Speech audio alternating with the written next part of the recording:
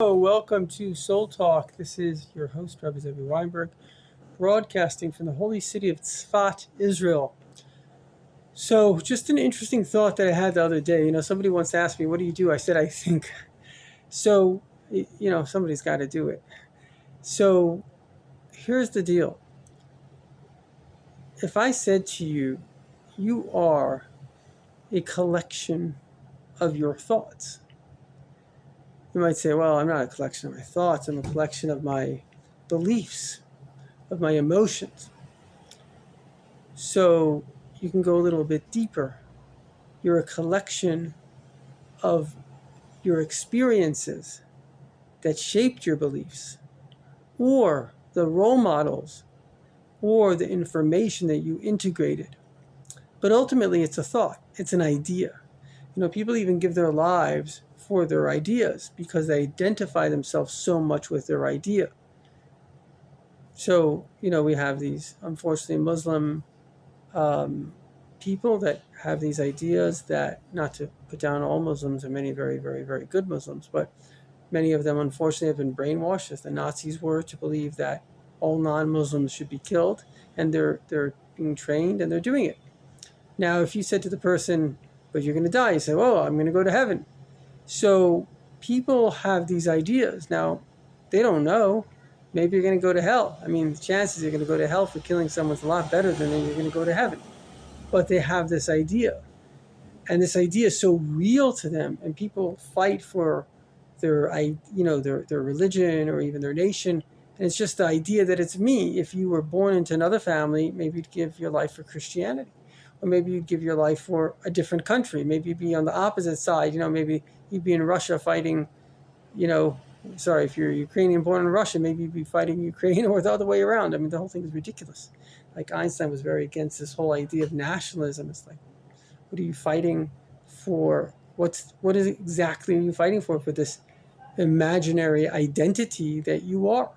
Because ultimately, as one very great psychiatrist who dedicated his life to research, he said the only true identity, which in a way is why everybody wants it, is Judaism. Because it's an identity crafted by God.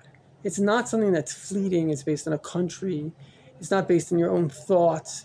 It's based on the creator of reality explaining to you who you are and who you need to become.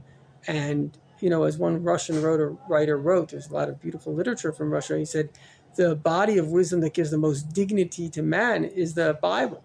Bible begins with a conversation, creation of, and also conversation to man and expectations of man. And so many cultures are like, okay, well, just do what we're telling you to do, and then everything is good. But it doesn't give you dignity. It doesn't give you freedom. It doesn't give you self-expression. When the chief rabbi, Oliver Shalom of Britain, Rabbi Jonathan Sacks, wrote about 80 books, a great man, he once asked Paul Johnson, greatest historian of our time, wrote a book called The History of the Jews. So what stood out most? And he said something very interesting. He said, their ability to combine community and individuality. Because a lot of places there's community without individuality, and a lot of places there's individuality without community. But the ability to combine them both, that's the genius of God. And that's the identity that comes from God, that you are created in my image, you are special, and you have responsibilities and abilities. And responsibilities means you have the responsibility to respond, if you have abilities, to make the world a better place. And that's your mission. So you're both an individual and a collective at the same time. So in summary, really what I want to bring out today is a very important point, that don't get too stuck on who you think you are. The first message to the first Jew, Avraham Avinu, was Lech Lecha. Go to your real self. Because even somebody as great as Abraham, who was like this amazing person that at the age of 3 was able to reject all the stupidity of society. It was a very great society.